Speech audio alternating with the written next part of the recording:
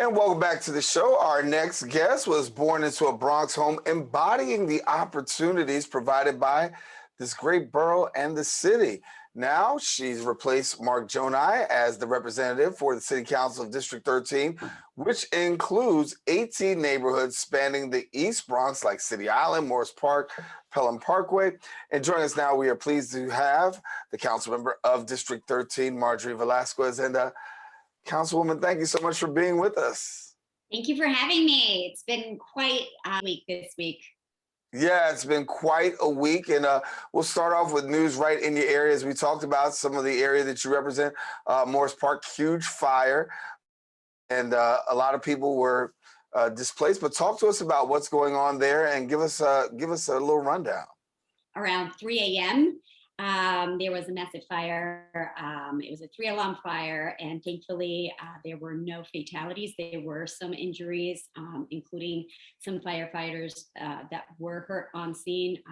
We want to make sure that we know that we appreciate their work, and that the rest of the community know that their hard work paid off, and that our families were safe.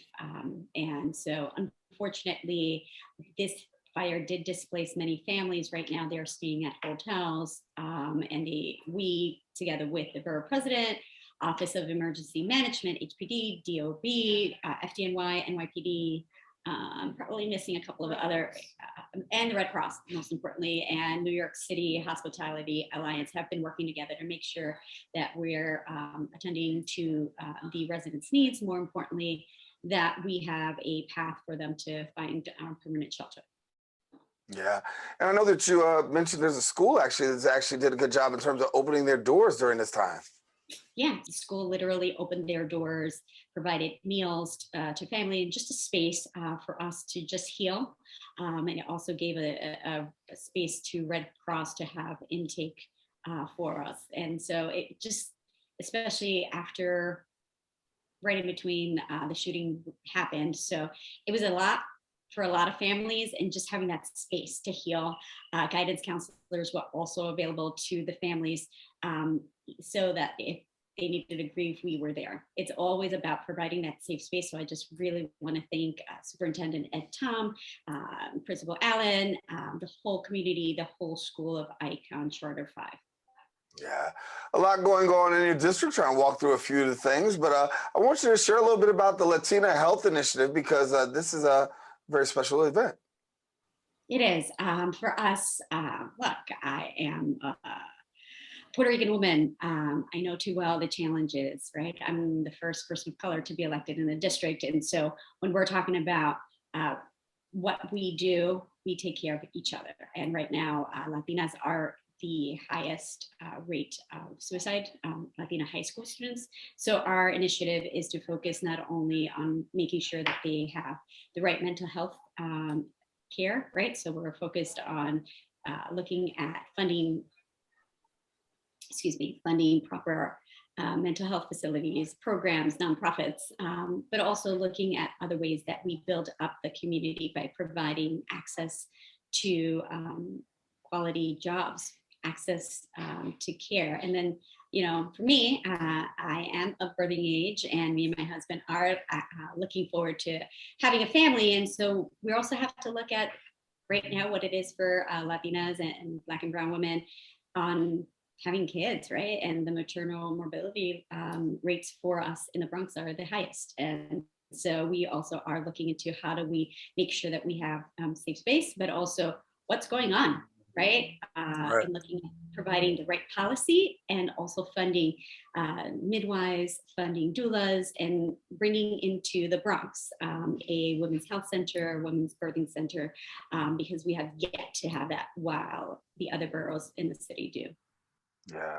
Talk to me a little bit about parks and infrastructure, because the Bronx, of course, one of the largest boroughs when it comes to parks, putting the park space to use. I know that you're, talking about the climate action plan. For somebody who may not be so familiar about the climate action plan. So I am super excited, right? I love the fact that I can proudly say I have the largest park in all of New York City, with Pelham Bay Park, 3 times the size of Central Park, just for folks that don't know. It's also, yeah, I know, like we all like celebrate our birthdays. I certainly am a August baby, so every single birthday would be a barbecue out there, and it would be fun, right? But folks don't understand how large it is, and the inequity we face here, right? And so what we're doing together with the Parks Chair, Shaker Krishnan, is basically saying our green spaces belong to us, and we need to be better about that and create a real plan. So we are committed to working with our partners in government to build new catch basins, rain gardens, flood mitigation measures, just to prevent these floods that we have been seeing as recently as Ida. We're also looking to invest over $10 million in our local parks to make sure that they are fun and that they are safe, and that we are using more permeable spaces to absorb the rainwater. Lastly, City Island. We all love it because of its seafood, right? And it's investing, right? Investing in how we're looking at the City Island Oyster Reef project, where we're looking at the restoration. So turning into this gateway project. Right now it's like a parking lot, but how can we go ahead and make it more welcoming to all, right? And how can we actually change City Island even more so to reflect the importance of the green space that it is, and more importantly, the climate changes that we could apply there, the climate action plan that we could apply that would help residents throughout the district within the waterfront. When you look at the green space right now, obviously you talk about having that largest park in all of New York City. A lot needs to be tended to. Talk to me about, when you look at where we are today, are you satisfied with some of the progress that you've seen thus far in terms of trying to improve green space and make things better? Well, this is what me and Shaker are trying to do, right? And I would have to say the members of the Parks Committee as a whole, our whole belief is that our Parks agency has been drastically, underfunded. And then what we're looking at least a 1% investment that would bring more PEP officers, more maintenance crews, but more importantly, more abilities for our families to take this space, this green space that belongs to us, and make it their own. COVID literally showed our families the importance of this space, right? When we couldn't go out, where did everybody flock to? To Bowen Bay Park, to Orchard Beach, Right. to the outdoor spaces. And there are districts like Shakers that don't have parks. And so we really need to look throughout the city and make sure that it is equitable, that we are fully funding that 1%, so all our communities can enjoy time in green spaces. Yeah. I want to walk through and share a little bit more about the work that's going on in your community, and you've got a lot going on. But talk to me a little bit about this here, because we talk about the issue of healthcare. I know that's something that you're very passionate about, and bringing about health equity. How do you see things, and what are you working on in that particular area in dealing with the disparities?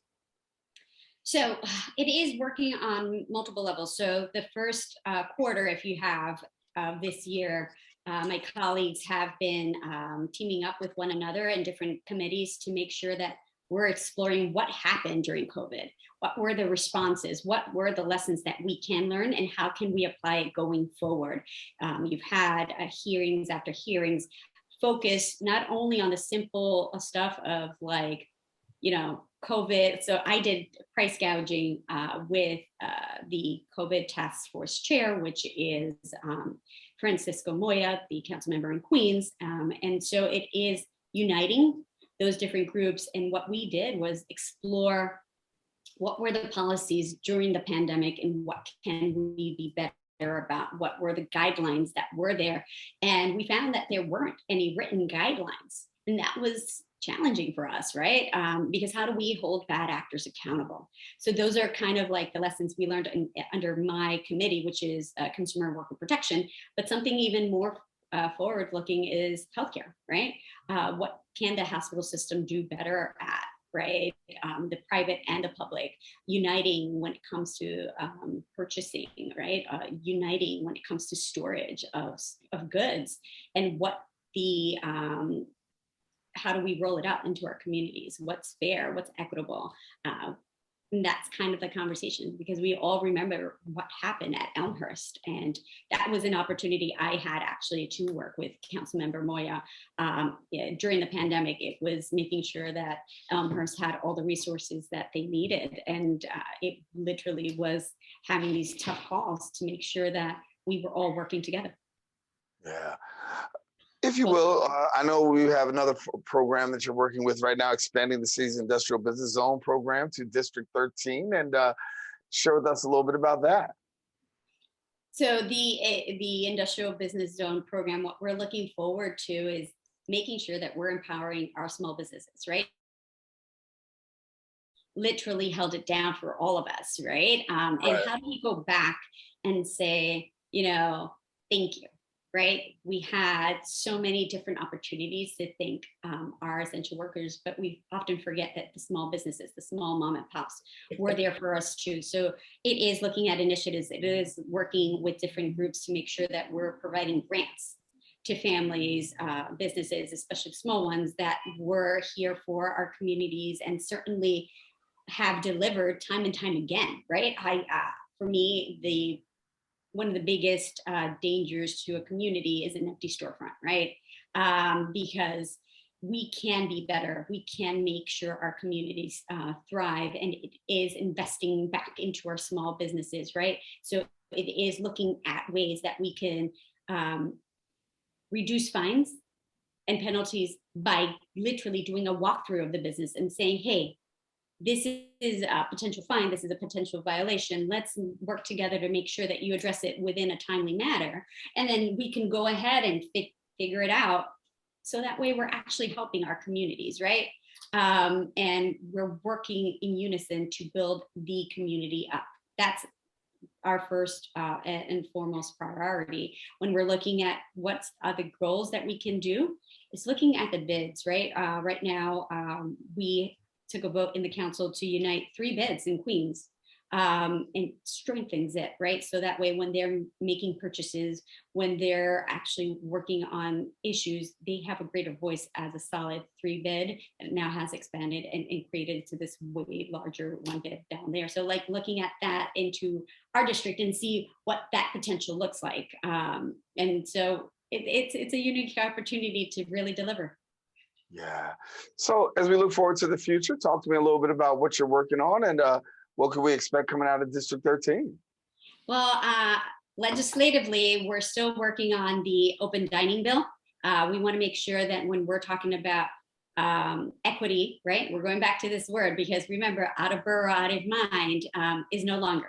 We're making sure that the Bronx stands out and the outer boroughs have a fair chance. So when we're looking at outdoor dining, that we're involving our communities and that we're expanding the licenses. During the pandemic, we saw the licenses in the Bronx jump from 30 to 650. That's right, our families stood to have a chance to eat outdoors.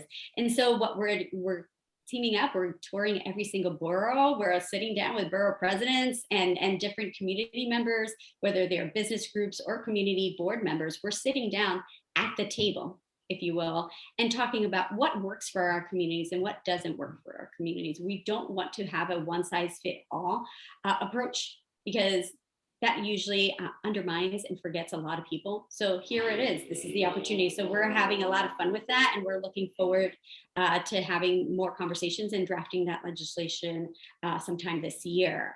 What we're also looking forward to is teaming up with our folks, right? Budget season is over in the state, but it's certainly alive and well in New York City. And so we just released a couple of our preliminary response to the mayor's budget. And we're really looking forward to how we guide with a moral compass that really protects us all. And it doesn't forget the outer boroughs, that we're really looking forward to making sure we have livable wages for folks and families first and priority, right? Our families are going to be taken care of, that we are making sure that our families also have an opportunity to have mental health addressed, either in schools, either at workplace, that we're uniting folks all, okay? Yeah. Lastly, before I let you go, I want to talk to you because you're the first Latina representative, woman, I should say, ever to represent her district. And as a Latina, talk to us about what that means for you and the significance. Es un orgullo total, right? Look, my parents came in from Puerto Rico. My dad and my grandfather moved to Indian Village. That was where they first moved into, right? My dad's first job here was frying frog legs out of Johnny's Reef in City Island. So now here I stand, his daughter, representing the district as the first person of color ever as a city council member is huge. And it means the world to me. It's a lot of weight on my shoulders, yes, but I want to make sure that, yes, I am the first, but I'm not the last.